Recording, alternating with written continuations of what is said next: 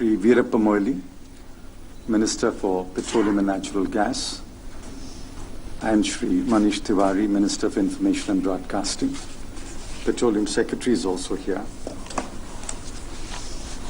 In deference to your anticipated questions. And let me begin with the Cabinet. The Cabinet approved the proposal of signing a headquarters agreement between Ministry of External Affairs and Nalanda University. The agreement would confer on the university and its academic staff privileges and immunities considered necessary to provide an overall framework for the efficient functioning and operation of the university and allow it to obtain talent from across the globe and skills with basic human values and promote universal friendship, peace and prosperity. The estimated funding requirements are approximately 3,532 crore over a 11-year period.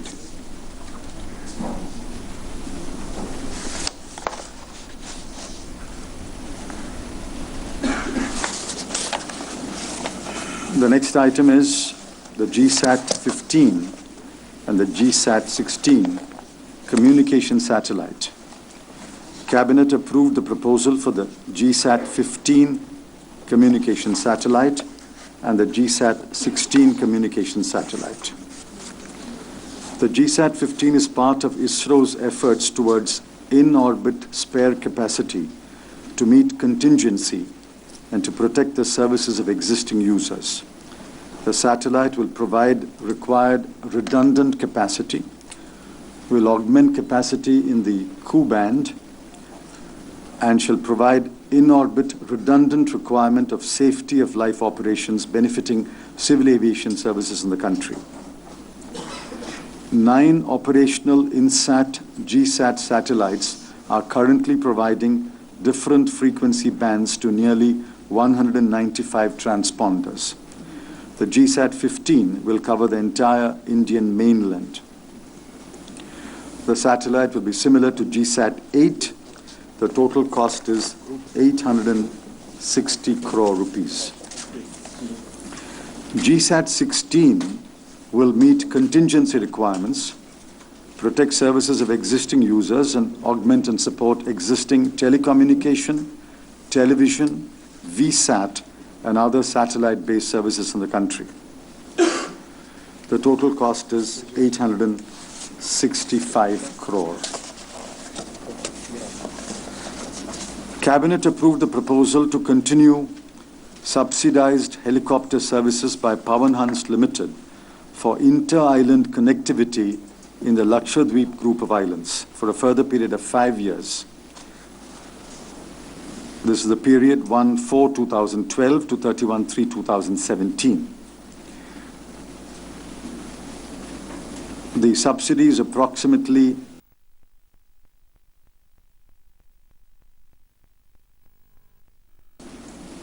charges towards service tax and foreign exchange fluctuation will be met by the Ministry of Home Affairs through the UT administration.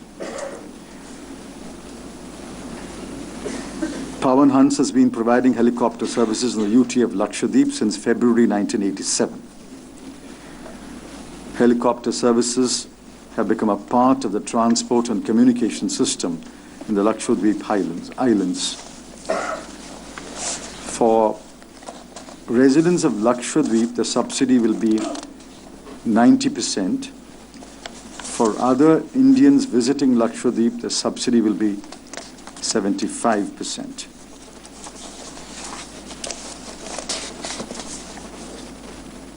The next item is the Mumbai Metro Line 3, Colaba, Bandra, Santa Cruz Electronics Export Processing Zone. This was approved by Cabinet yesterday. It further approved the conversion of the existing state-level SPV, which is now the Mumbai Metro Rail Corporation, into a joint venture company of the Government of India and the Government of Maharashtra The two governments will have equity participation of 50% each. The total cost of the project is rupees 23,136 crore, covering a length of 33.5 kilometers, fully underground. The gauge will be standard gauge. The project of the Mumbai Line 3 is scheduled to be completed in 6 years, that is by March 2019, from the date of start of the work.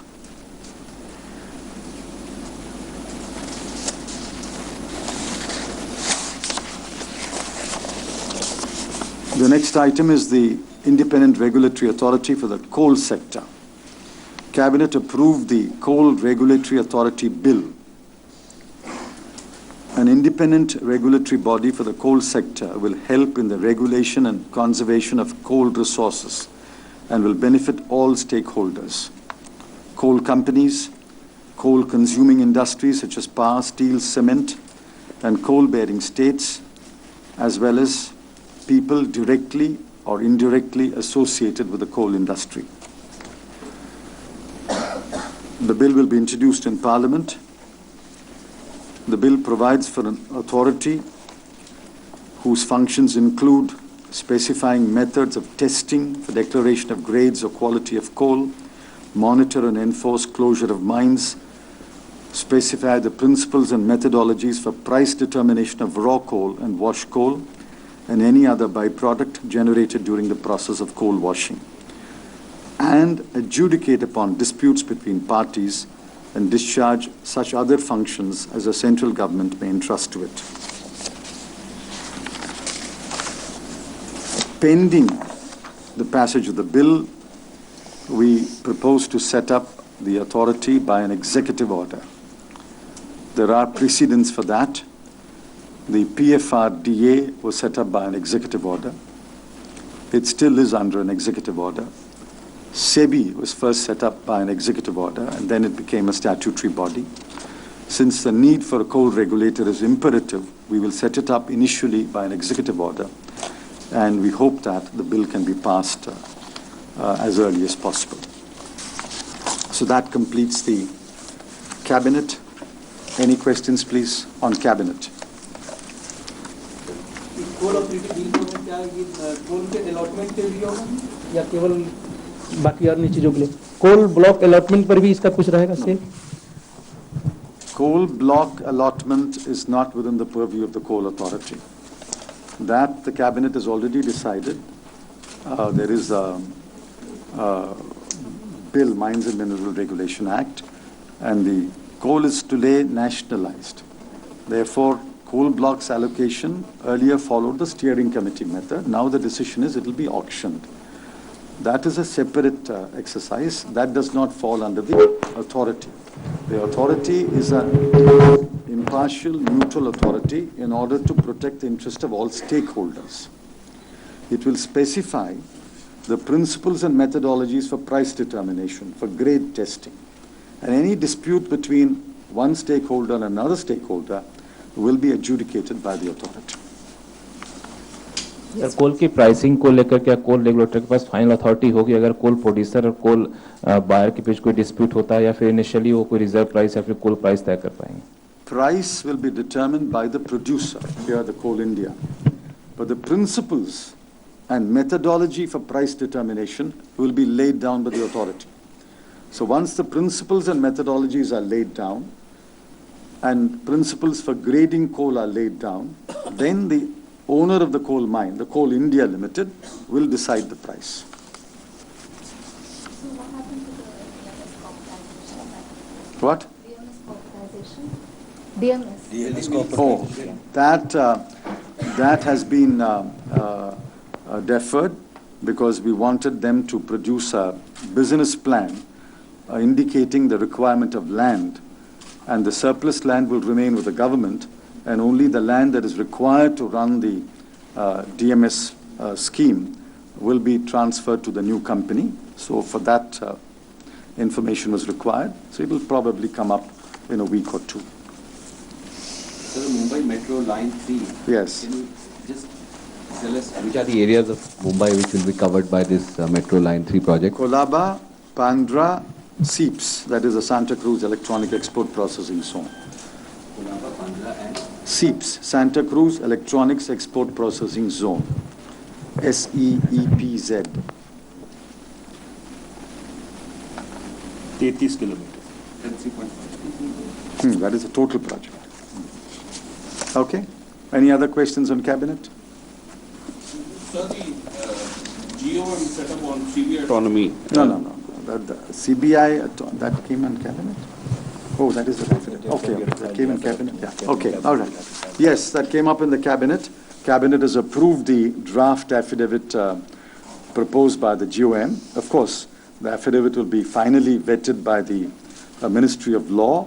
The affidavit has to be filed before the Supreme Court by the 3rd of July. We will file it before the court on the 3rd of July. Since this document has to be filed in the court, I'm afraid I can't give you details of the document. एक सवाल है, क्या तोते पिंजरे से मतलब मुक्त होगा? मनीष जी, ये आपसे सवाल है। तोता पिंजरे से मुक्त होगा sir No, no, CBI? just one by one. पाएगी, लगातार विपक्ष का कहना है कि ऑटोनॉमी नहीं दी गई है, केवल नाम मात्र Wait की for the बात affidavit. है। देखिए, जैसे वित्त मंत्री जी ने आपको बताया कि कल ये मामला कैबिनेट के समक्ष आया था, कैबिनेट ने इसको अपने संज्ञान में लिया, पर क्योंकि ये मामला उच्चतम न्यायालय के विचाराधीन है, तो जो भी फैसले लिए गए हैं उनकी जानकारी एक हलफनामे द्वारा उच्चतम न्यायालय के सामने उनके समक्ष रख दी जाएगी और उससे पहले इस मुद्दे के ऊपर कुछ कहना उचित नहीं रहेगा। 3 जुलाई को करेंगे आप यहाँ से पहले। Yeah. The requirement is to file the affidavit by 3rd of July. Case will come up on the 10th of July. So we will file it before the 3rd of July. Manish ji, कल जिस तरह से नरेंद्र मोदी ने आरोप लगाया, CBI का दुरुपयोग का आरोप लगाया कल मुंबई में, क्या जो आपने फैसला लिया है कैबिनेट ने, अब इस तरह के दुरुपयोग के आरोप नहीं लगेंगे आगे? मेरी आपसे ये गुजारिश है कि एक बार कैबिनेट और सीसीए की ब्रीफिंग खत्म हो जाए, उसके बाद जितने राजनीतिक सवाल हैं उन सबका जवाब दे देंगे। Okay. Mumbai metro Maharashtra government और सेंट्रल गवर्नमेंट के वेंचर में रहेगा, तो कोई प्राइवेट पार्टी उसमें पार्टिसिपेट नहीं कर सकती, इसका मतलब? Equity participation in the SPV is 50% Government of India, 50% Government of Maharashtra.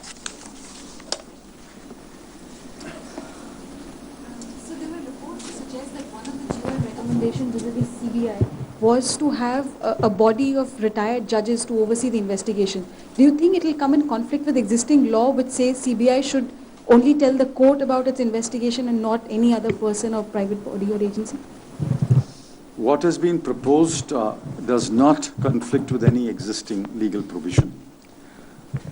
We could explain it, but we will explain it after the affidavit is filed on the 3rd of July.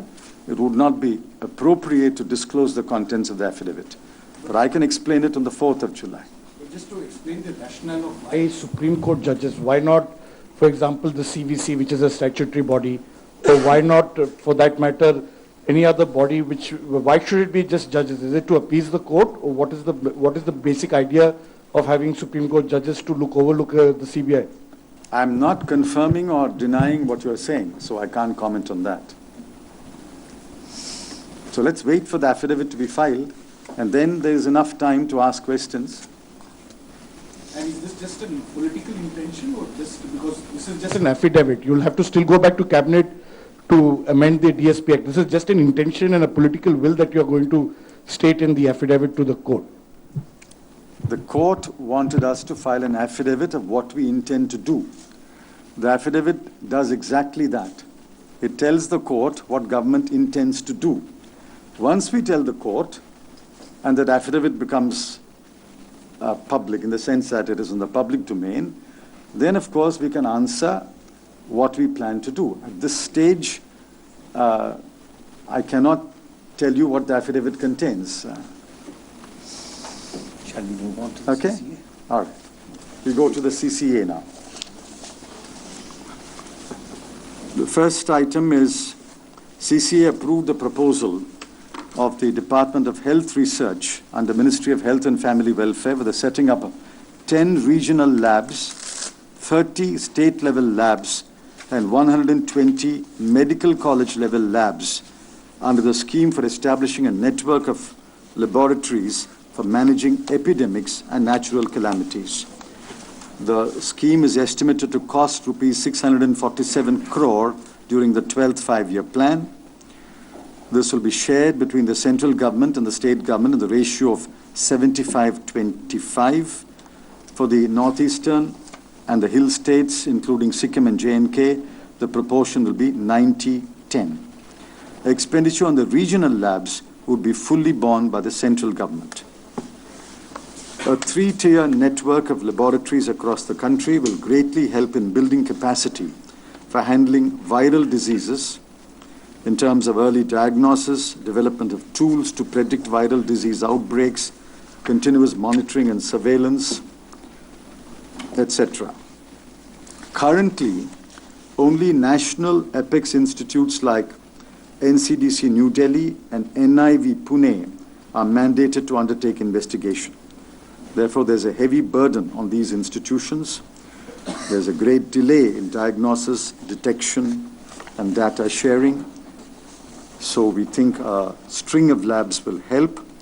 The regional labs will be equipped with state-of-art BSL-3 facilities, and the state-level labs will have BSL-2 facilities. The labs at medical colleges will be equipped with appropriate infrastructure to carry out serology for viruses. In case of any outbreak or epidemic, these medical college labs will carry out the initial diagnosis and screening. All the labs will work under the overall guidance of NIC and/or NCDC.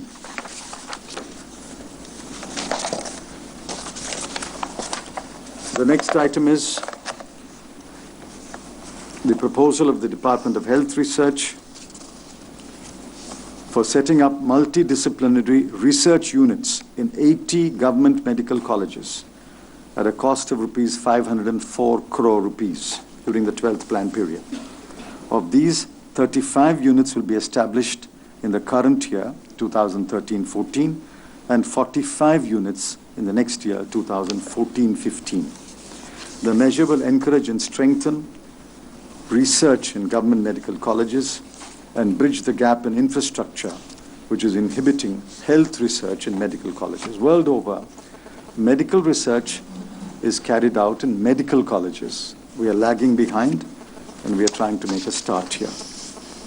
A one-time financial assistance up to rupees 5.25 crore will be provided to each government medical college for setting up a modern biological lab multidisciplinary research unit.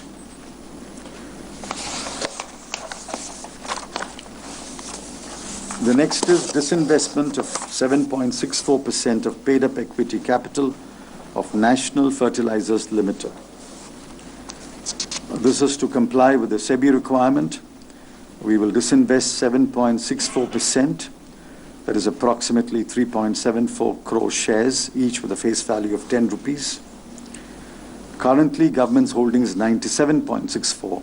So once we disinvest 7.64, the company becomes compliant with SEBI.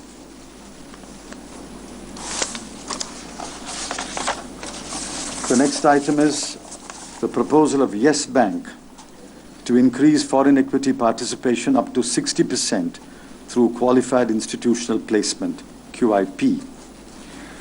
FIPB has approved the proposal. Since the amount involved is rupees 2,650 crore that will be received by the country as foreign investment, the matter is to go to the CCEA. Therefore, it was placed before the CCEA. CCEA approved the recommendation of the FIPB.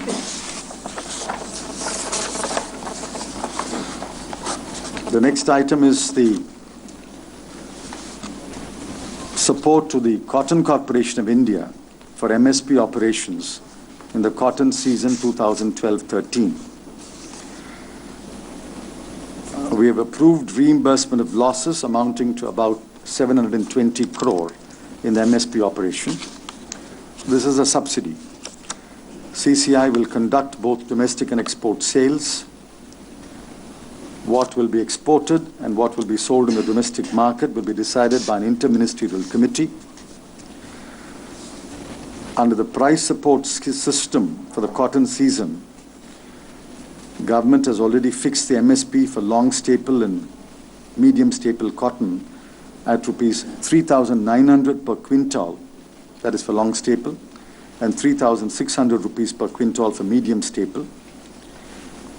This is an improvement of 29% over the previous price for long staple and 18% over the previous price for medium staple.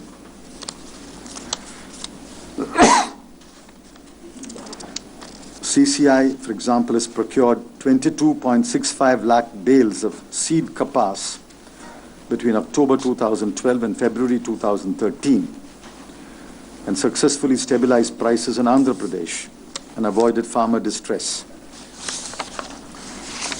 So for CCI's operations, a subsidy is required, and we have agreed to provide a subsidy of up to 720 crore. The next item is the MSP for Kharif 2013-14 season. The table? The table is it? The table. I've got it. All right.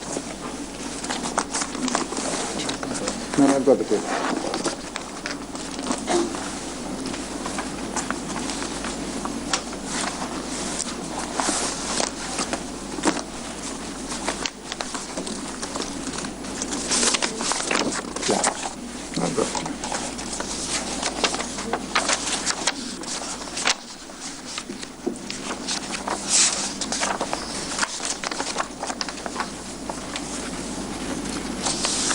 Paddy, common variety, 1,310 rupees per quintal. Grade A, 1,345 rupees per quintal. Jowar, hybrid, 1,500 rupees per quintal. Maldandi, 1,520 rupees per quintal. Bajra, 1,250 rupees per quintal. Maize, 1,310 rupees per quintal. Ragi, 1,500 rupees per quintal. Tur, as Arhar, 4,300 rupees per quintal. Moong, 4,500 rupees per quintal. Urad, 4,300 rupees per quintal. Groundnut in shell, 4,000 rupees per quintal. What is this black? Soybean black. Soybean black. Okay, groundnut in shell, 4,000 rupees per quintal. Soybean black, 2,500 rupees per quintal. Soybean yellow, 2,560 rupees per quintal. What is Sunflower that? seeds. So sunflower seed. I'm hunting it wrong. Okay, Yeah. sunflower seed, 3,700. 3,700 rupees per quintal. Sesame. Sesamum, 4,500 rupees per quintal. Niger seed. Niger seed, 3,000. 3,500 rupees per quintal. Cotton medium seed. Cotton, medium staple, 3,700, and long staple, 4,000. In all these cases except two, we have accepted the CACP recommendation. In the case of Bajra and Tur, we have improved upon the CACP recommendation.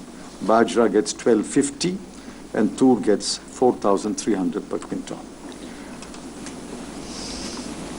Paddy, I hope you've got it correct, 1,310 for the common variety, and grade A, 1,345.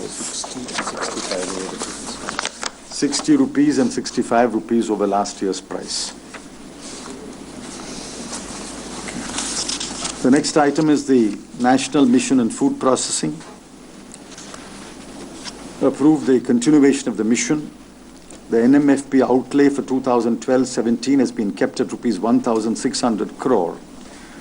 Central government share is 1,250 crore rupees, and the state government share is 350 crore rupees. A number of schemes are being implemented under the National Mission on Food Processing.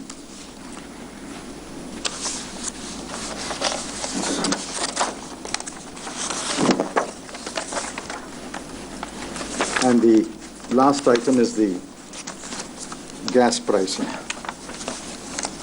Now, I will give you a brief overview of why it's necessary to increase the prices of gas, and then I will request my colleague, Shri Virappa Moili, to explain to you the decision that has been taken.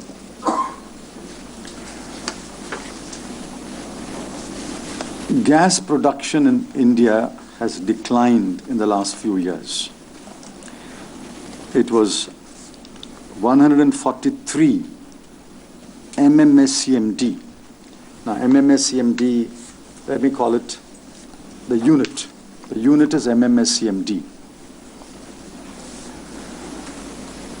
So 143.1 in 2010-11 to 111.44 in 2012-13, a decline of almost 32 MMSCMD. Of this, ONGC and Oil India produce about 70 MMSCMD. They are the largest producers, but this has been stagnant for many years at about 70 MMSCMD. Private sector production or joint venture production declined from about 73 MMSCMD in 2010-11 to only 40 MMSCMD in 2012-13. So there's a decline of about 33 MMSCMD. As a result, imports are rising.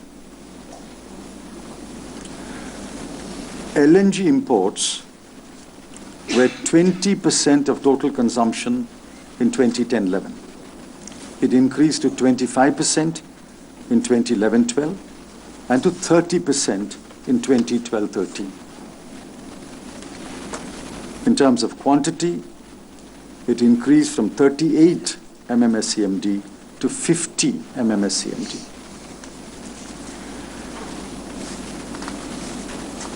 At the current rate, it is expected to, imports are expected to increase from the current level about 50 MMSCMD to 234 MMSCMD by the year 2016-17. I want you to note this. Current level of imports is about 50 MMSCMD. At the current rate of consumption growth and the current rate of production in the country, imports will rise to 234 MMSCMD.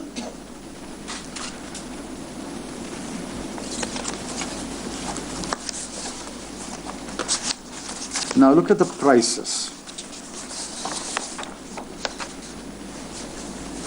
Under the contract so far, we are paying $4.20 for domestic production. The import prices are much higher.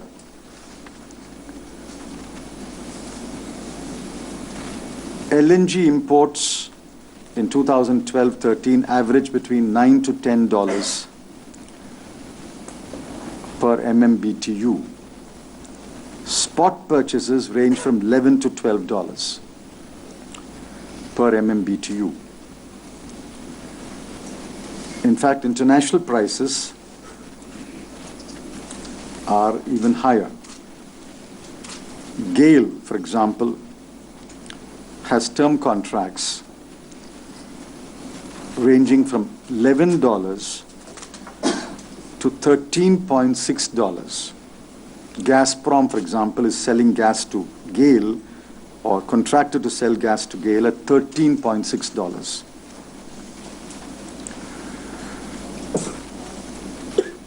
There's another GAIL contract for $12 to $14. Petronet has a term contract with RasGas for $13. So on the one hand, we are paying $4.20. Imports can go anywhere from $9 to $10 to $13. For every unit of gas that we do not produce in India, it doesn't mean we are consuming 1 unit less. we are importing that 1 unit.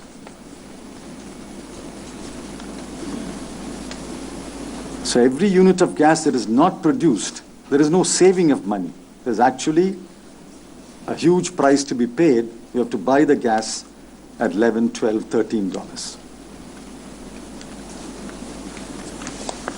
Today, we are producing roughly 70% of our consumption and importing 30%. But if there is no greater production in India, this is going to reverse. This is going to reverse by the year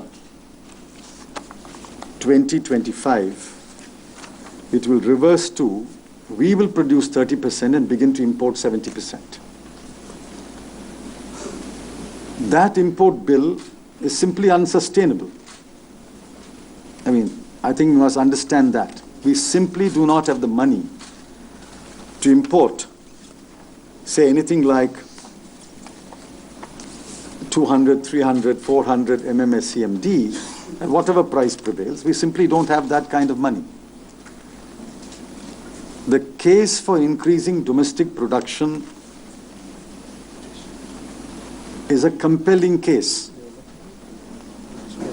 No one can say that India can meet its gas requirements by imports. We have to increase domestic production. Now, what is happening is domestic production will go up only if investments are made.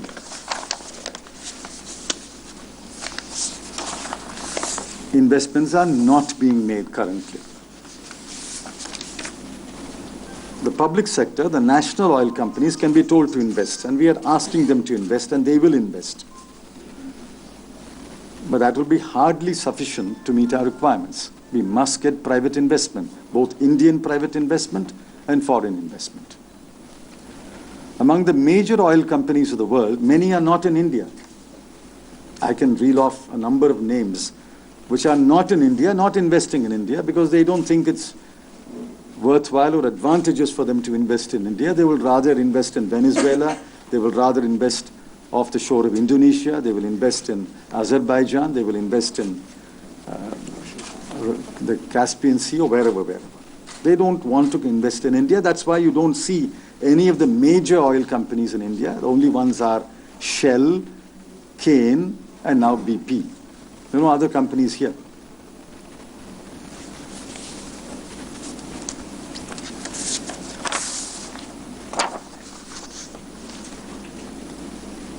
Investments in India in the last 5 years, 2007-8 was about $6 billion. 2008-9 was about $6.3 billion. 2009-10 came down to $4.7 billion. 2010-11 came down to $3.6 billion.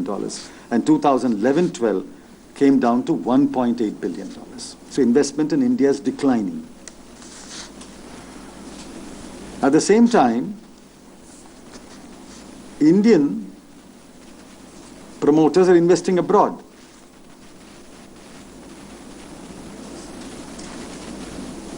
In the last 10 years, they have invested $27 billion outside. And $10 billion are in the pipeline for overseas investment. The only way to correct it is to give the investor a reasonable price which will attract him to make the investment here so that we can increase our domestic production. The alternative is to say we will do without gas. After all, for centuries, India has done without gas. We can do without gas. Is that an alternative? That's simply not an alternative. Our fertilizer depends on gas. Our power plants depend on gas. Cooking gas, but there's a tremendous demand. The 14 crore consumers on the register require gas. And if we want to expand production, we must have gas. There are many power plants that are stranded. We are not able to add to fertilizer production capacity because there's no gas. We have laid a pipeline in the hope that fertilizer plants will come up along the pipeline, but there's no gas. The choice is to live without gas or to produce gas, because the third alternative of importing gas is simply unaffordable for India. You can import some gas, but not these staggering amounts. We simply don't have that kind of money.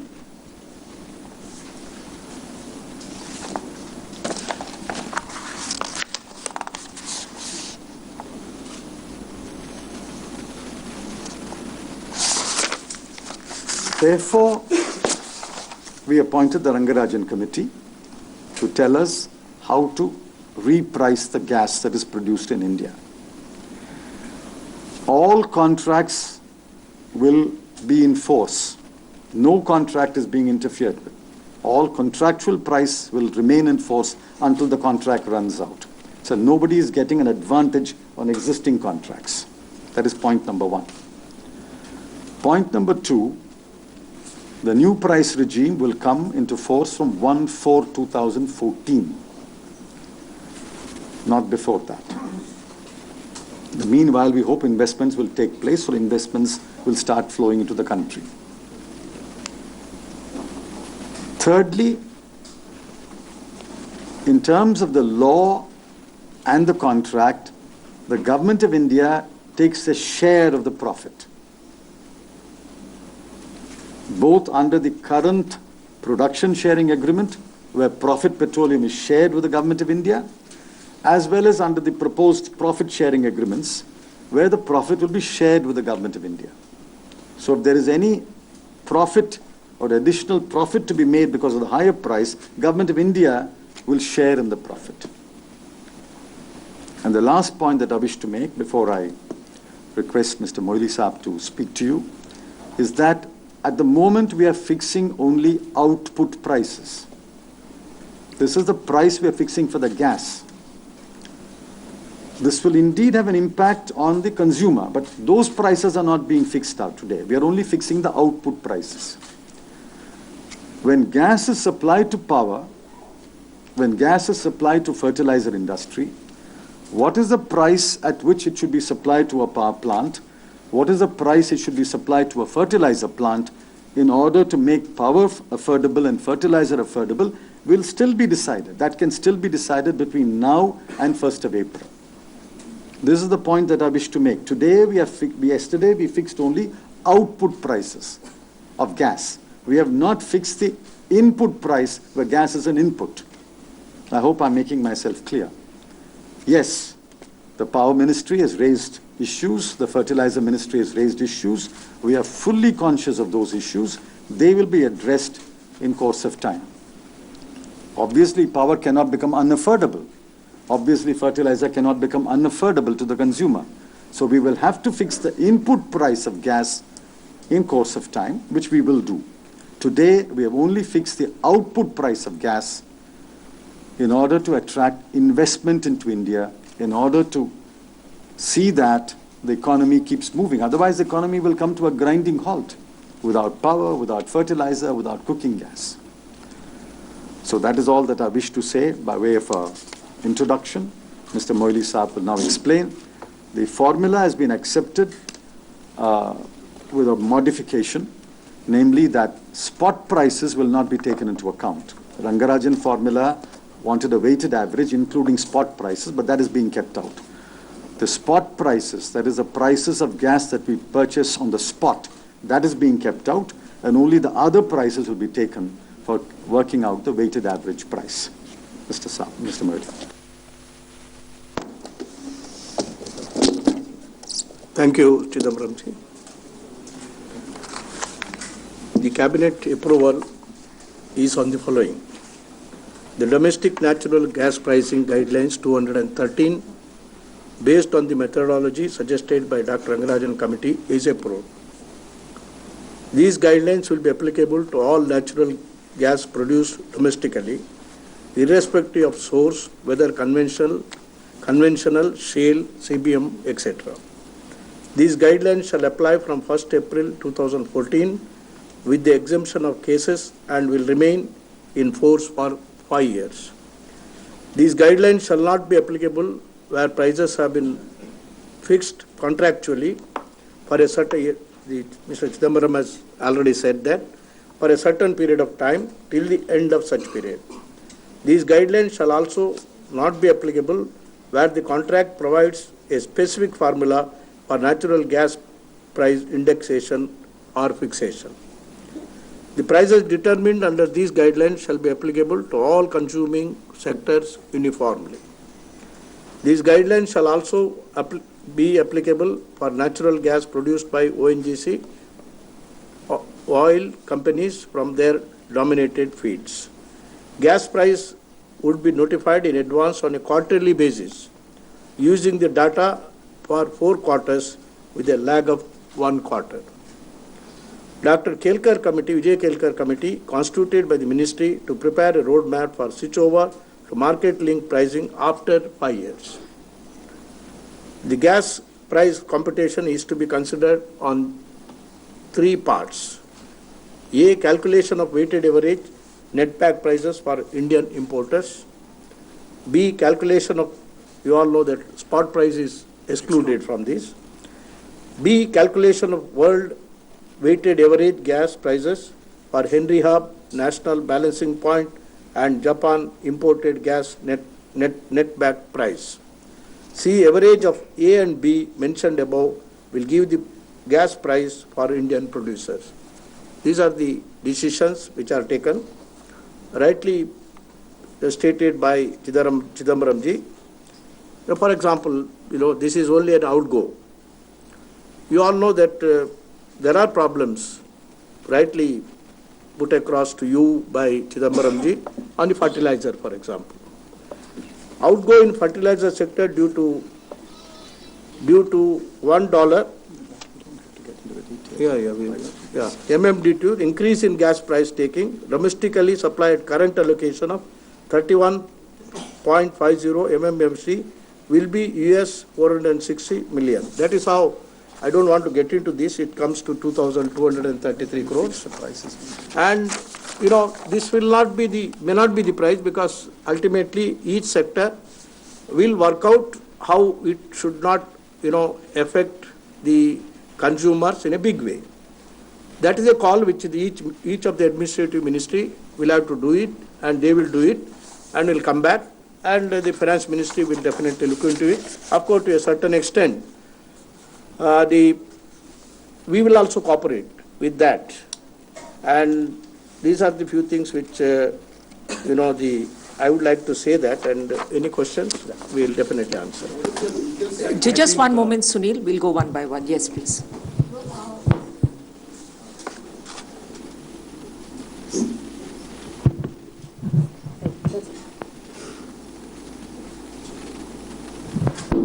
One quick clarity we seek on when you say that it's only the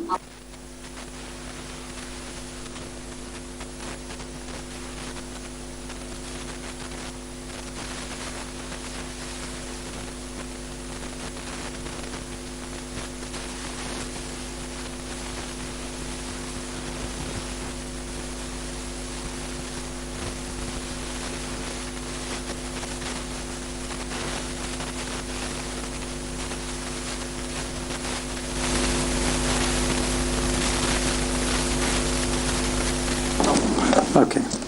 Now, the first question I've already answered. There are concerns raised by the power sector and the fertilizer sector that if these prices become the input prices, price of power and price of fertilizer will increase considerably and therefore put a burden on the consumer. So we will have regard to that and then decide how to help those sectors. It could be in the form of tweaking prices, it could be in the form of additional subsidy. There are various methods, but at the moment we are not addressing that issue. We are addressing the issue of output price of gas, and as I said, the input price of gas and the consequences of this price, especially for the power sector and the fertilizer sector, will be addressed. Now, point number 2, so why assume that prices will always rise? If international prices of gas decline, the weighted average will decline. There's no reason to assume that prices will rise. It will all depend upon how much gas is produced by the different producers, how much is brought to the market. If we discover more gas within the country, that will influence international prices. But we have now adopted the Dr. Rangarajan Committee formula. Now, if the formula yields a number which becomes either unaffordable, then of course we can always consider what needs to be done. At the moment, the formula has been approved for a period of 5 years. But just as the executive has a right to make a formula, we can always tweak the formula if it becomes necessary. But at the moment, I think we should confine ourselves to the formula. This formula, and there must be some stability for the investor. So we have said for 5 years, this is the price. Come and invest in India. For the Indian investor, we say, this is the price for 5 years. Please invest in India. The idea is to promote investment. Without investment, there will be no more gas. What is the legal sanctity? I mean, now that we are going into an election year, what is the legal sanctity of 1st April 2014? Because suppose there is a change of government, and you have already seen this extremely contentious issue politically, given the fact that the left parties are saying this is a bailout to RIL. What assurance can you give to these investors that this will not be rescinded by any other cabinet? Because, you know, this is a highly contentious issue. Well, I can give you a political answer to that. We will be back, and I can assure you that we won't give rescind. Point is, the current contracts run out on 31st of March 2014. We are not interfering with current contracts under any LP. Therefore, we have said for stability of the price regime, 1/4/2014 for a period of 5 years. Now, I mean, I can't answer speculative questions, and sometimes overzealous speculation can lead you to wrong conclusions. So any particular reason why ONGC and Oil India for the APM gas, why this hike is not an immediate effect for these two companies? Also, now that they will have the benefit from 1st of April 2014, will they be expected to contribute more, at least for the oil subsidy bill? Could we see a change in that? You want to answer the first part? Why is it not applicable? Well, we are using a principle of uniformity. So all gas, all companies, and for the sake of administrative convenience and for clarity and simplicity, we decided to have a simple cutoff of 1st April. You can increase the price of gas for ONGC and OIL immediately, but the government has taken a call to do it uniformly for everybody. That's a purely administrative decision. There's no great logic for it, but then that benefit would be accruing to them. It would not be accruing to other parties. So that is the kind of situation. As far as the burden sharing is concerned, for every dollar increase in price of gas, the government will incur expenditure of about $1 billion. The government will get back about $500 million. And a bulk of that is coming back from ONGC and OIL through taxes, through dividends, and through royalty. So a lot of the money that ONGC is going to make as a result of this increase, 2/3 of that money actually comes back. 50% comes back to the central government, 15% goes back to the state governments. They also get royalty. And the remaining 35% remains with ONGC and OIL. That's the formula we have for the public sector. For the private sector, it's different. We really don't have the data for that, but for the public sector, we have information about the impact. So actually, the state governments and the central government are getting money back as a result of this increase, and ONGC and OIL are keeping roughly 1/3 of this money. So until Kirit Parikh submits his report and that's adopted, etc., this subsidy sharing formula will... No, wait a minute. Don't jump to conclusions. There's always a hawk-eyed finance minister will be there. If there is more money to be shared, he will ask for a greater share. That is to be decided. That will be only from 1st of April, not before. Be decided at the appropriate time. See, yes. Much of this is accounting. If the national oil companies make more money, that comes back in one form or other to the government, isn't it? Much of it is accounting. Yes.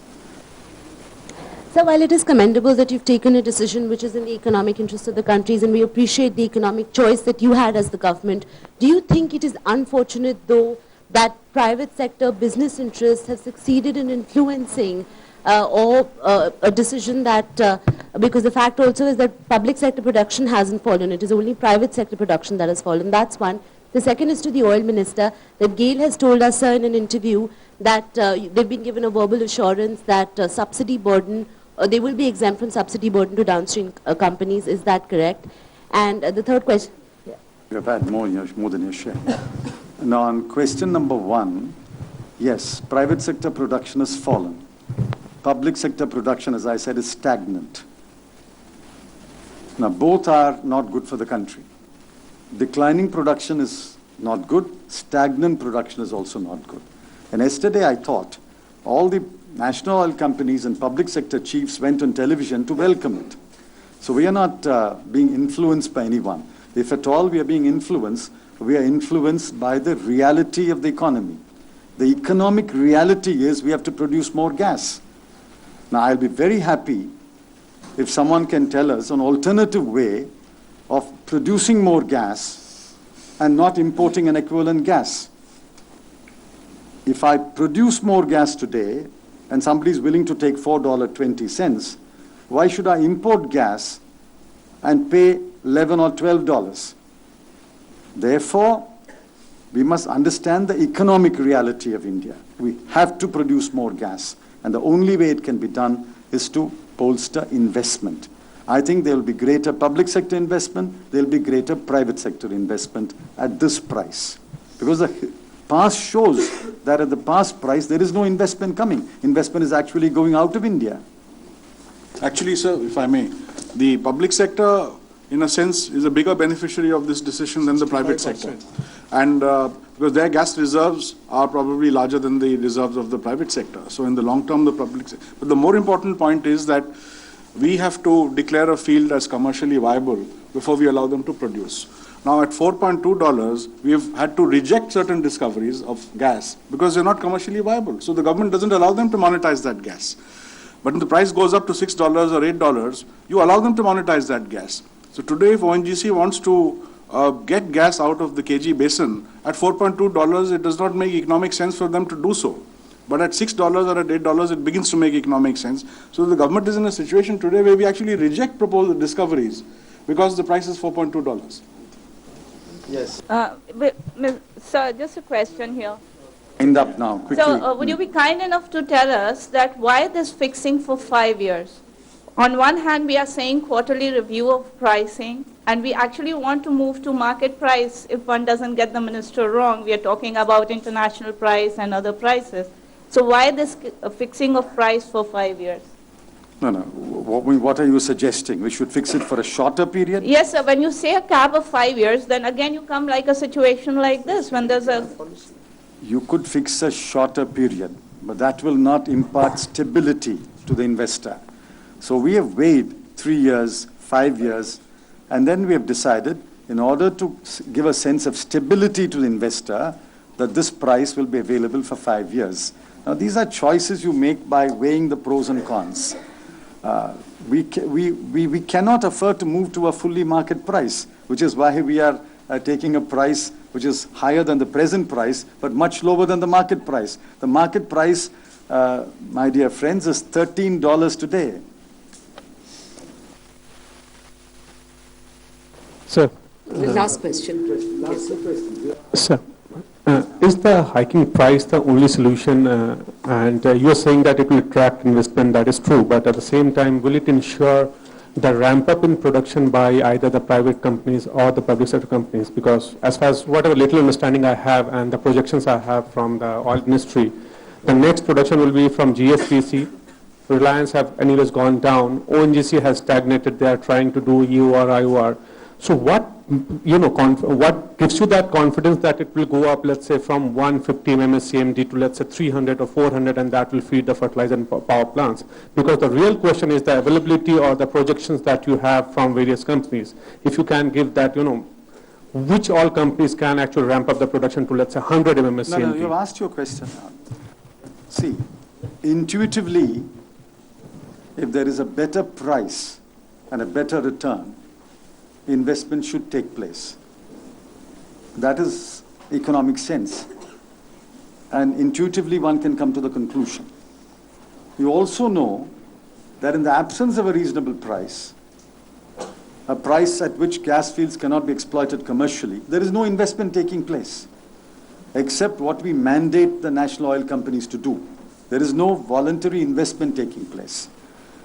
Therefore, what we have decided is a price higher than the current price, effective 1st of April, but much lower than the market price, and the expectation is investments will take place.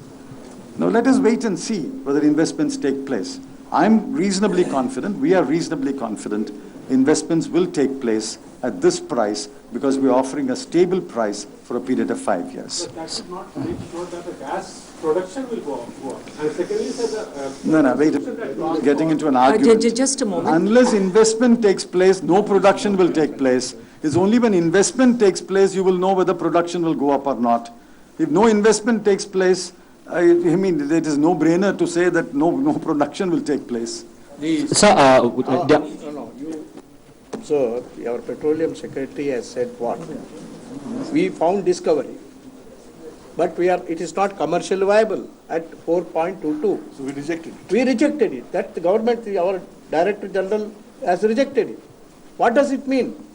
That means, even Gas if you is find there. gas is there, discovery is made, but we are not in a position to commercially exploit, then where does the gas come from? Anyway, that has been explained. Sir, output price has been fixed. The output price has been fixed. The input price will be fixed. Can you give us a sense of when and how much will that input price be? I can't tell you all. Wait a minute. No, I can't tell you all that. All I'm saying is we have flagged the issues concerning the power sector and the fertilizer sector. Those issues are germane. They will be addressed so that power and fertilizer are affordable. Power must be produced at an affordable price. Fertilizer must be produced at an affordable price. So those will be addressed. The government is now biting the bullet and taking these hard decisions because we need to increase the production of gas. We also need to increase the production of power. We also need to increase the production of fertilizer. We are importing huge quantities of fertilizer. Many of our plants are stranded because there is no gas. Many of our industries have to depend upon diesel generating sets. Many of them have to run only one shift. There is a power shortage all over the country. Therefore, we are taking it logically step by step. Increase the production of gas, increase the production of coal, then address issues of power, increase the production of power at an affordable price, increase the production of fertilizer at an affordable price. We will address those issues just as we address these issues. So thank you very much.